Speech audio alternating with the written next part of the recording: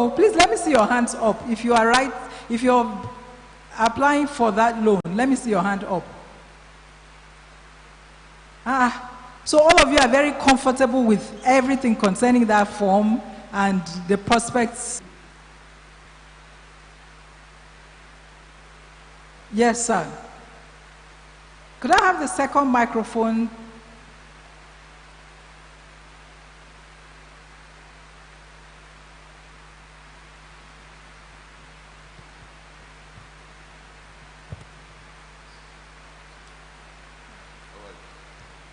Yesterday while you were teaching, you said something about a friend of yours that came to ask for a loan, but you refused to give to her because she wasn't willing to bring in anything on board.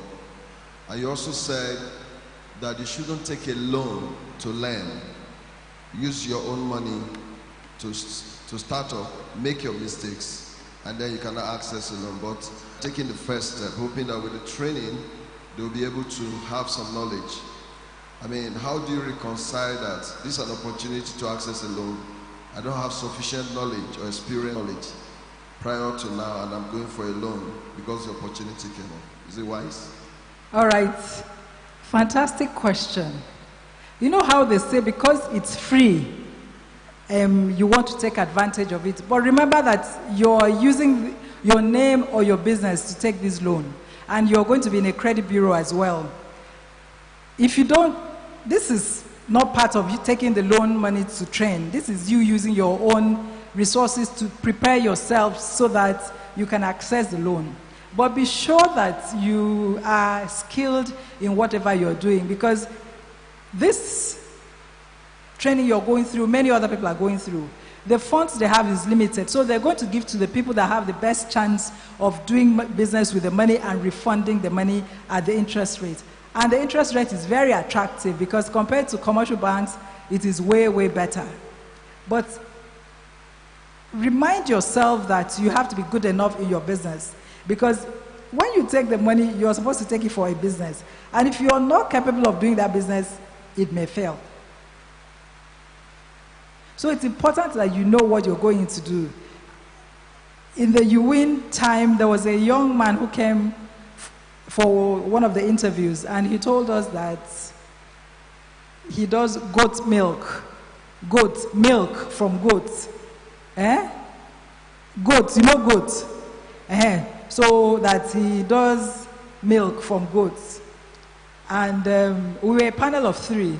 So I asked him, do you drink the milk? He says, yes. So I now asked him, do your friends drink the milk as well? Your friends, have they bought from you? Have they drank the milk?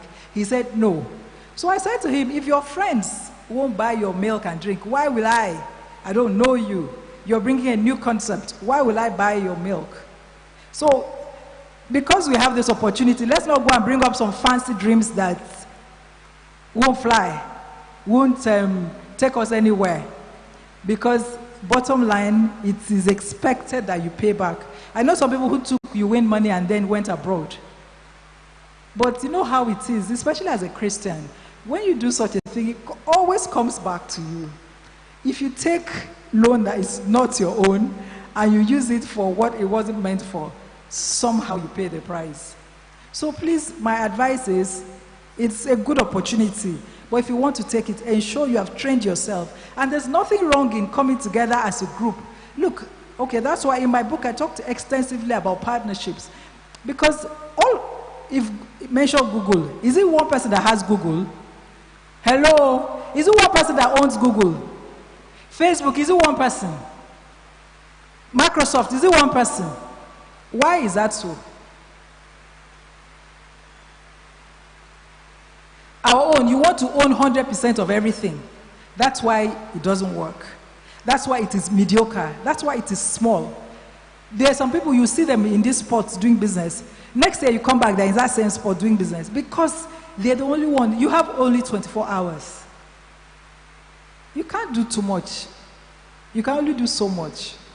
So that's why you need to get people that are like-minded, have written agreements, and then from there you can now proceed. I have a friend, we do business, but we've never quarreled. we've never fought because we have written agreement. We are still friends. In your church, you've interacted with people. If you've been in a place for 3 months or more, you know people have certain skills. This person is good at marketing. I have these technical skills. Call this person and come together, and then you do a business. So that you don't do it alone, and then you spread your risk and extend your chances of being successful in that business.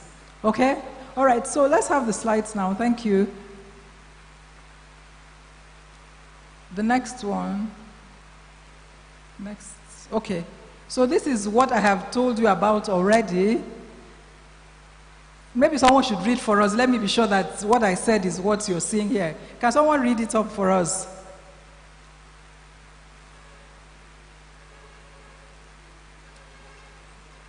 Who's reading it for us? Not read to yourself. Just stand up and read it. Okay, over here. Thank you. Stock management is a part of supply chain that aims to always have the right product in the right quantity for sale at the right time. When done efficiently, businesses reduce the cost of carrying excess stock while maximizing sales. Fantastic. Thank you very much. What he has read, is it what I explained before? Is that what I explained? It's important. And also be careful in stock management. There's something that happens to some of us. Because we go to the market, beans, Madam has brought beans from Benue State. We go and buy excess, and then to store it's a problem. Then this rainy season, the water will enter, weevil will enter, and then we lose part of it. Has it happened to anybody before? Because you thought the price was good, you went and bought too much because you've not done some calculations. I know it used to happen to me. If I go to there was a market, they sell a lot of plantain, I think on the way to Kaduna or something. Zuba market, no, is that Zuba? It's Zuba, where they sell plantain in large quantities. Fantastic. Many years ago, one of my friends told me, let's go to this place in my house. We love plantain. And I'm not planning to sell plantain. But when I went, you know how you can be greedy. For the first time, I saw so much plantain outside my home state. I just carried the entire 12 heads of the plantain. The woman said, if I'm going to sell, I said, no, in my house. I went and kept it. My children that love plantain, they got tired of plantain. And this plantain, like half of it got bad. Because at the point, I said, are you planning on eating the plantain? I said, Mommy, it's not only plantain we'll be eating. We have to eat other things. There's variety in life. That's how we lost like part of the plantain. But thank God I gave out some before they went really bad. So you have to be careful. Imagine if that was a business. Now the quality of stock would become poor quality because it's not at its optimum. And then if you want to sell it, you sell it at forced sell, which is like when you're being forced to sell. Okay? Next slide. Okay, so these are the benefits. Please go back. So the benefits. Benefits of good stock management system. I have said everything here in very different ways. Number one is what? Who can tell us what? Who can read out what number one is for us? You can sit down where you are and just read it out. I can't hear. Hey, you people in this church, you're like this?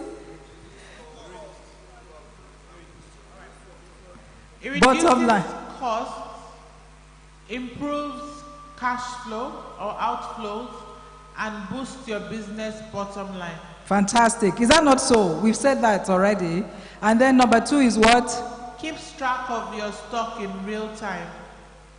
When you are keeping the stock, you're checking.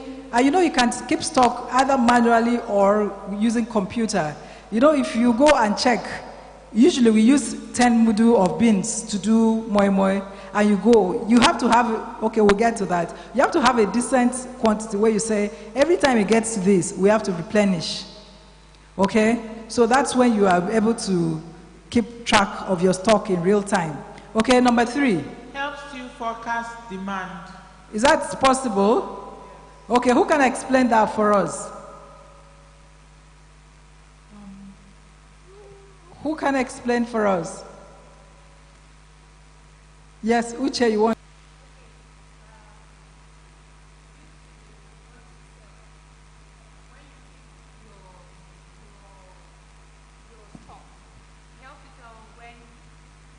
have to tell, okay, First in, first out option, which basically means that when you're recording, you know, when you're putting your, everything on your balance sheet is in Naira and Kobo because we're in Nigeria. Hello? Everything you list here, you put the value in Naira and Kobo. So when you're putting the value of your stock, it has to be in Naira. It can't be 7 mudu of beans. You have to calculate how much the 7 mudu of beans is and put it here. And so how you calculate it is that when you went to market on Monday, you bought the beans at, how much is a mudu of beans? Okay, let's assume it's 200 Naira. Maybe, I don't know. It's 400? Whoa, is that high? 450. Okay. Me, I like beans so much. I have big bag of beans. I didn't buy, if I buy mudu, it's not worth it. We buy one bag like this from one farm. I will come and freeze it. I'm using small. And we bought our own since, is it last year or so? I don't know. Anyway, so that's why I don't know how much one mudu is. So you are the one suffering that mudu thing. Okay, so if you buy one mudu on Monday, for instance, and it's 450, and then you go back to buy on Friday, and it's 500. So when you want to, if that is you want to take the value of the stock so that you can put it on your balance sheet, you will have to put, you use even though you bought, you still have quantities left that today it is 500 Naira. What the method you use is to say first in, first out, and so what is left, you use the value of the first one that came in is the first one that went out. So you know that you would have said 7 mudu came in, you add to 7 mudu that was there before. Am I communicating or am I confusing people? I'm communicating, thank you. So when you do that, you will decide maybe when you're counting out, maybe the stock that is left, what is the value of the last, first in, first out? So what is the value of the one that you just bought now? That's the one you use on your balance sheet. That's what it means by first in, first out. Okay? And then very importantly, this one doesn't need calculation, doesn't need Turenshi. It doesn't need you to have social capital, social intelligence, like you were told yesterday. Have very good relationship with your suppliers. They can help you. If I mention it again now, it will be like I'm talking about my book. There's something about it in the book. Managing your suppliers, because there are times that you might be short of funds. But if you have a good relationship with your suppliers, they will help you. One time I was working in a bank in Lagos. I used to be in a bank in Lagos many years ago. And one of our suppliers was such a hard guy. And one day he needed to go to the embassy. And he needed a letter from his bank. My manager said he won't give him. Because he had poor relationship with us. Not me, because me, I was the trainee. I just got into the bank. This was 94. I just got into banking. Because of how he was hard, he didn't have good relationship with his suppliers. And that's why my manager refused. So I don't know if he got the visa or not, but at least he didn't get it from our bank. Okay? And also always have a contingency plan. Because you're always buying from Emeka doesn't mean that you should plan in case something happens, you can buy from Obinna or make other plans. All right? Next slide. And quality control is just important, I mentioned. Honestly, this really upsets me. The way we are very poor in maintaining quality of our products. Because I try to encourage people and young people, women especially, and young people to manufacture and do their own production, I see all kinds of things. I mean, there's so many times I buy because they're not what they planned or they told me they would be. I remember a lady, okay, I like yaji, this suya pepper, yaji. I love it. And so one time I bought from one lady at an exhibition. It was fantastic. And everybody in my house liked it.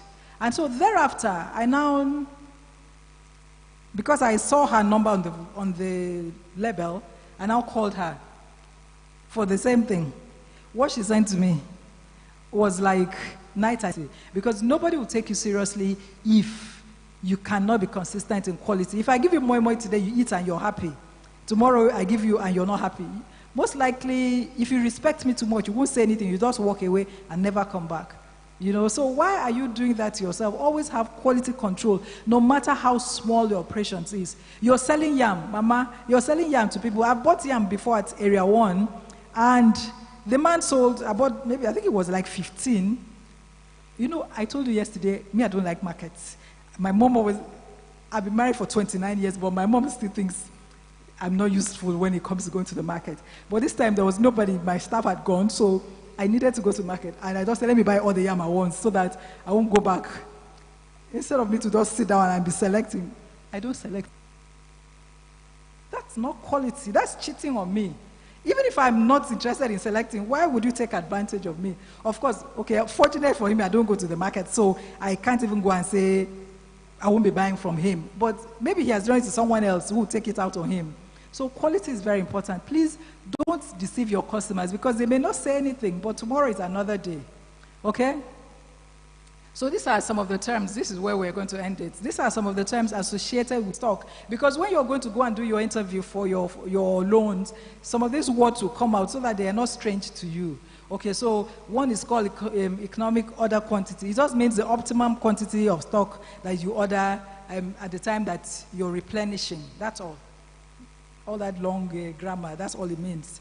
Okay, lead time means the time between when an order is made and when the item is received. So now it's 3 p.m. I order for beans from Mama Ngozi at Wuse Market. Between now and when she brings it is the lead time. So if she brings it by 5 o'clock, lead time for beans from Mama Ngozi in Wuse Market is 2 hours. Have I communicated? Fantastic. Okay? So reorder level.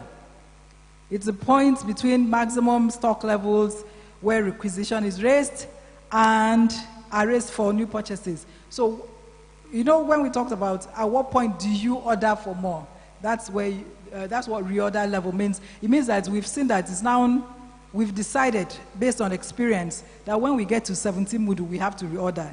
So our reorder level will now be how many mudu? I just mentioned it. 17. Because we said when it gets to 17, when we have used the 102 and it gets to 17 mudu, that's when we reorder. So that's our reorder level. Okay? And back order, it means that it's out of stock. So the supplier sends back, Mama Ngozi tells you, no, the thing has finished. Okay? Physical stock, it means the one that you see in front of you. All right? Cycle time, the time between when you receive an order and when the order is placed. Okay? And then ordering cost is very important. Some of us don't take everything together. You make a call, and that call costs you 20 naira or 50 naira every day to order for. That's still part of the ordering cost. It's not only the money that you pay that is the ordering. No, that call that you made is still part of it. Okay, carrying cost. How much are you keeping? Like that time I bought plantain. I had to drive out my people from the laundry so that I can store the plantain in the laundry. Do you understand? That's holding cost. So if we had to rent that place, that would be the cost for holding that. Okay? So if we had too much, then we'll have to go and rent a warehouse. So the cost of renting the warehouse, is it worth it? Would the difference in price that we are trying to conserve now justify going to rent a warehouse to put some of our stock if we buy too much? Okay, am I carrying you along? Thank you. I like the way you're shaking your head. All right. And stock out costs. If they come, you don't have.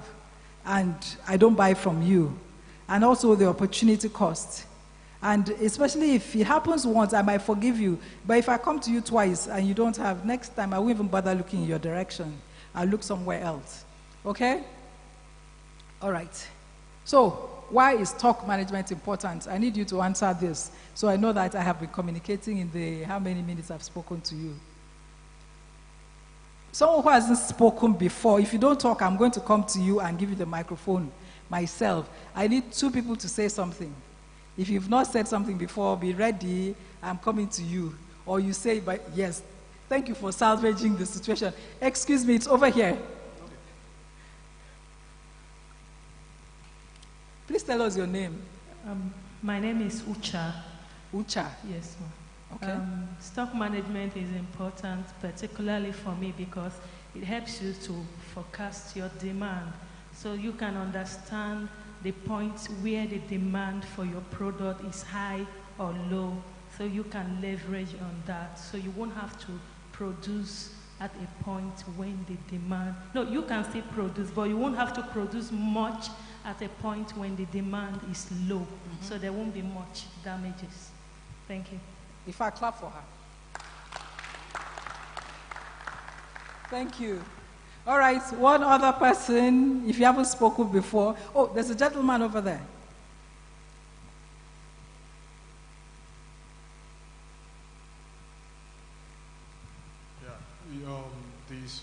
It helps you to ascertain your economic or the order quantity that you should purchase, so that you don't overstock or understock. So if you overstock, it can get spot and you lose money. If you understock, you can lose on the sales side. If I clap for him also. All right, thank you very much. Okay, so it means I have communicated. All right, the final slide, please.